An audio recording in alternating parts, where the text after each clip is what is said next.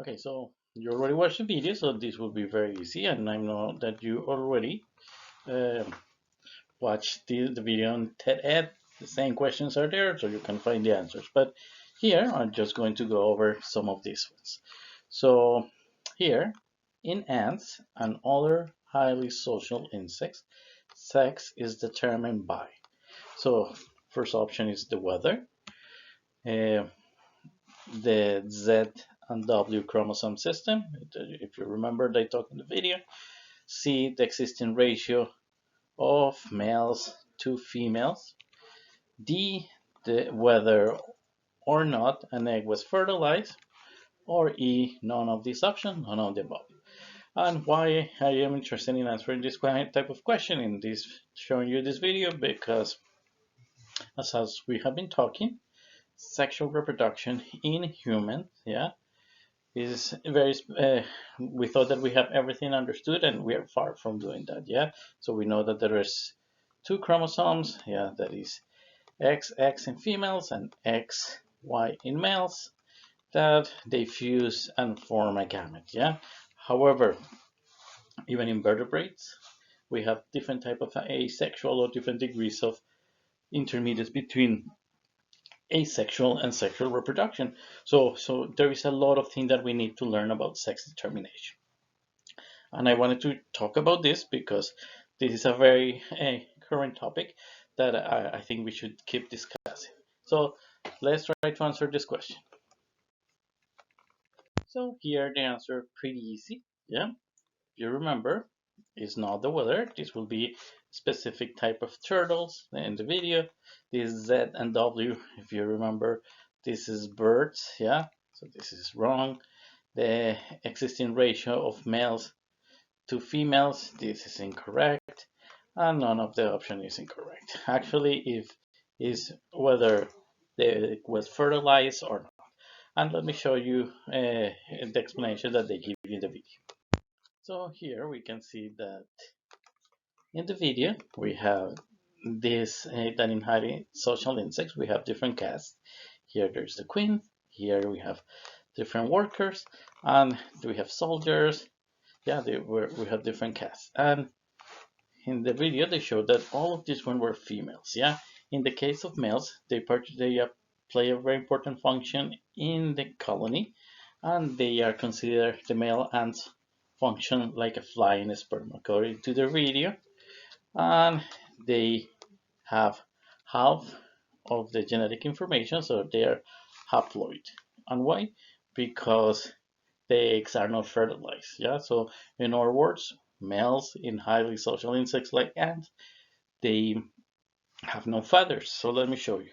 Well, in females, you have a combination between the male sperm and the female's eggs, and this is how you create all these different castes. Yeah, in males, there is no father, and the eggs, they don't need to be fertilized. Okay, so very interesting case of sex determination. Here, what we have is males that are haploid. Okay, so it's very different from humans. And rather than this being the exception, there are multiple examples of that. So again, it's just to increase our understanding of how sex determination takes place, and I'm going to show you other examples. So here I'm going to show you one that is the Daphnia, yeah, that you have maybe you never heard before, but I'm sure that you have heard that in some invertebrates, like the Penguinaria, maybe you have done these experiments. If you cut them, yeah, you can have two planaria in some species. If you take developmental biology, I will show you the mechanisms, the molecular mechanisms underlying these very interesting phenomena. And in Hydra, something like that also happened. And even in a starfish, some type of a starfish, if you cut one of the arms, you can develop a new starfish. Okay, so you might think, okay, this is only in some invertebrates, and however, uh, for example, you can have a combination of both. So here in the Daphnia, you can have uh, the some of their life. They can have sexual reproduction, but in some cases they can have asexual reproduction. through parthenogenesis, and they can combine both depending on what happened in their in which stage of life are, the amount of food, if they are need to feel protected, etc., etc. So again, just to increase our way that we think how sex is determined during evolution. And here I gave you only examples of invertebrates, but I want to talk about also that invertebrate this also happen. So here you can see three examples of vertebrates that I took from this article, and in all of this one the sex determination is slightly different to what we are used to it. So look here in some type of uh, reptiles and amphibians, you can have examples of parthenogenesis. Yeah. So for example, in Komodo dragons in zoos, to the surprise of most of us, they only have females in some zoos, and they start finding eggs that they were actually they had baby Komodo dragons, and they said, but there was no males. Why? Because there was parthenogenesis. So in parthenogenesis, you have type of asexual reproduction that you have A and B here in the female, and the progeny will be also very similar, AB. And what happened is that the eggs are unreduced, so they are diploids. They don't go to these haploid eggs that we have, and the embryo is AB, and there is no involvement of the sperm. Another example is here B, the gynogenesis. Here we have some type of fish that are AB, and you see here the progeny will be also AB. Again, there are unreduced eggs, so they are diploids. However, do you see the males? Here the males, the sperm will be there, and here in this case is the B slightly different. However, this type of sperm, it doesn't go into the genotype. That sperm is only activating the development. Yeah, so they are not going to be involved in the genotype of the progeny. They are just activating development.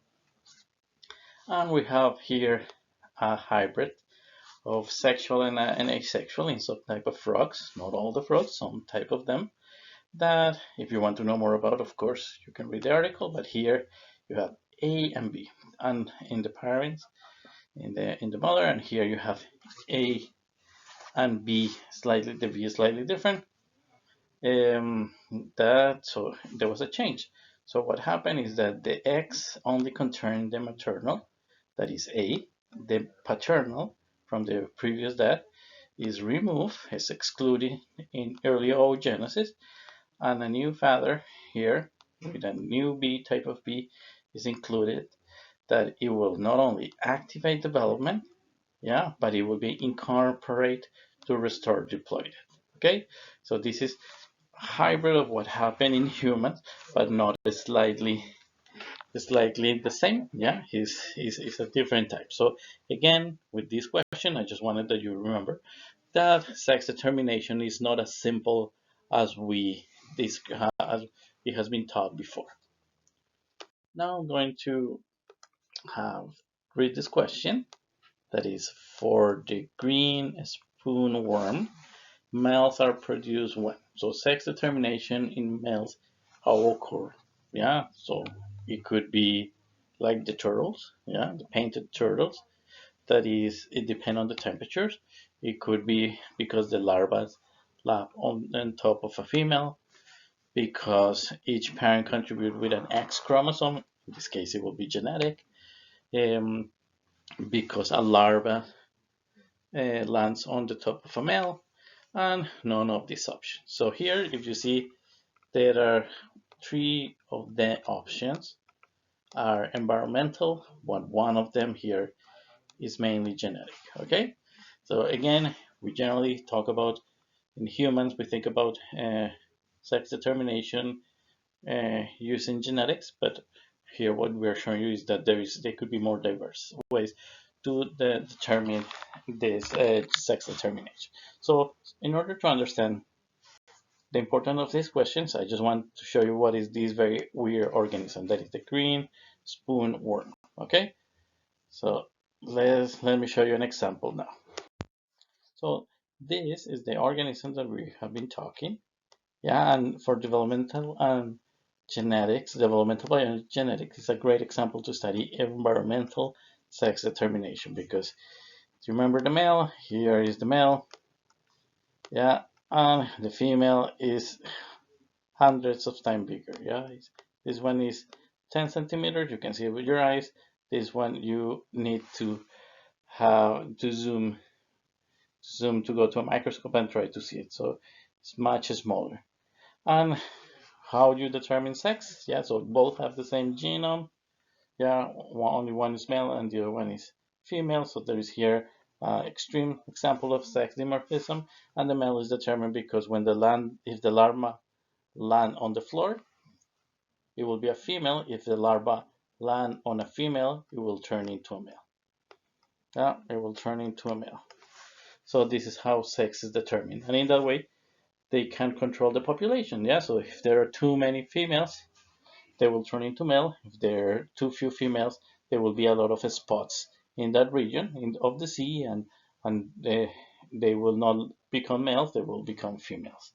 Okay, so to summarize, I just told you that this very weird example, this green spoon worm, is an example of not genetic, but how external environmental factors, in this case the presence of a female, yeah, and not the genetics, are the ones that determine the sex, yeah. And in that way they're able to regulate the population. If there is almost no female, yeah, the seafloor will be empty, and if there are too many females, the floor will be full, so they will land on a female, the larvae, and they will become male.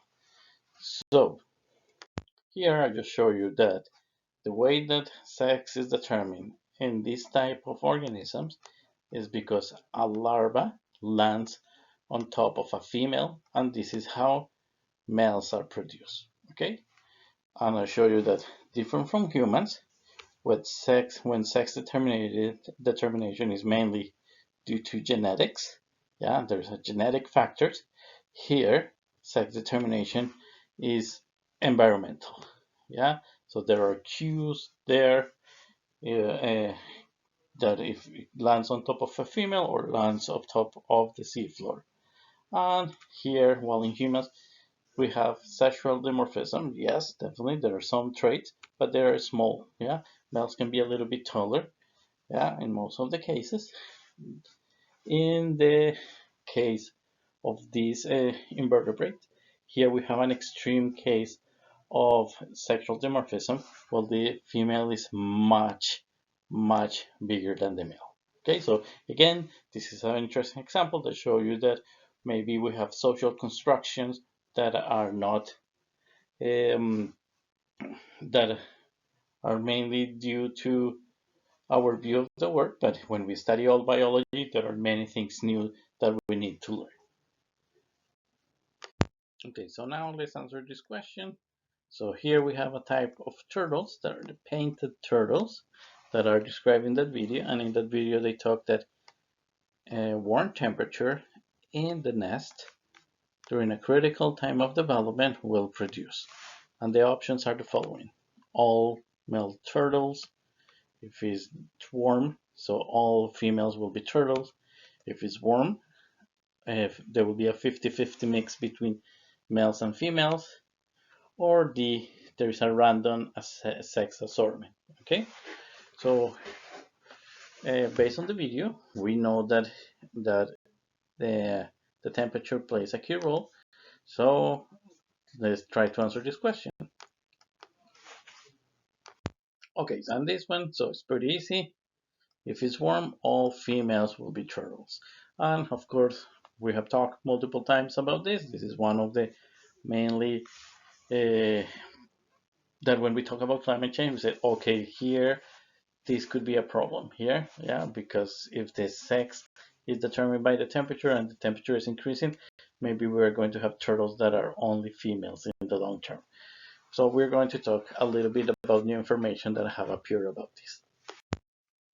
Okay, so if you remember the video, they were talking that just to remember, so temperature, when the temperature is high, um, they will be females. So in the video they talk about hot females, and when the temperature is low, they will be males. So they say and cool males. So in that way, I remember. So hot females and cool males in this type of turtles is how sex is determined, and these have to happen during development. And so there is new articles, and I'm going to show you about the link if you want to read more in detail.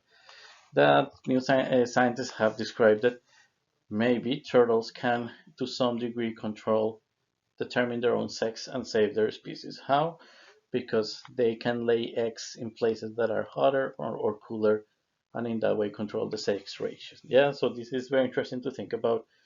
We cannot control the sex determination in humans. Yeah, male or female depend on a random assortment. Yeah, but if it's just because of the temperature, they might have some control if they lay eggs in some places that are colder or warmer.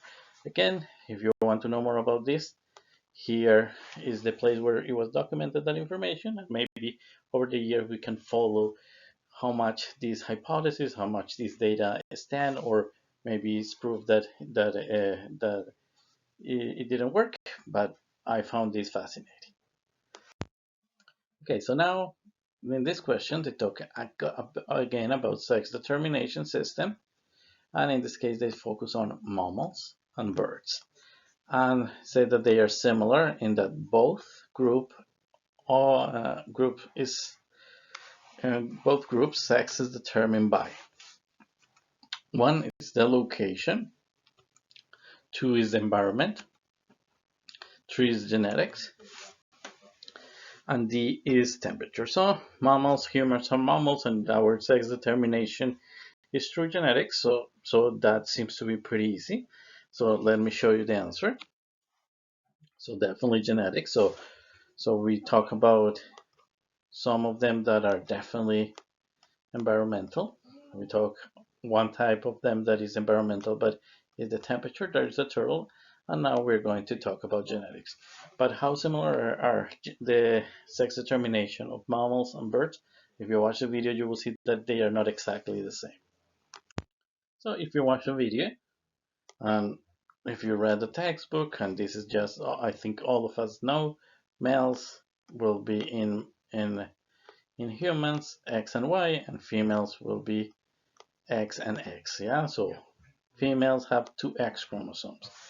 In birds is the opposite. In birds, the males are the one that have two chromosomes that are the same, that it will be Z. Yeah, two Zs. Well, females are the one that have two different chromosomes, one Z and one W. Okay, so that is fascinating because although both are genetically determined, the way that they determine sex is slightly different. Again, all these ideas of how sex is determined, we need to learn more. And maybe, as I said before, we not only need to learn more in terms of uh, uh, evolutionary, in terms of our species, but in terms of our own species. Okay, so this is a great question that maybe if you watch Finding Nemo, you remember. So in Finding Nemo, uh, the mom died. So moms of Nemo died, and he was eaten by a barracuda. And his dad, Marley, is a clownfish, and they are saying, okay, if the writers of this movie, Disney movie, they knew more about science, what was the more scientifically accurate result of that? What would have happened? Yeah, after the death of the mom.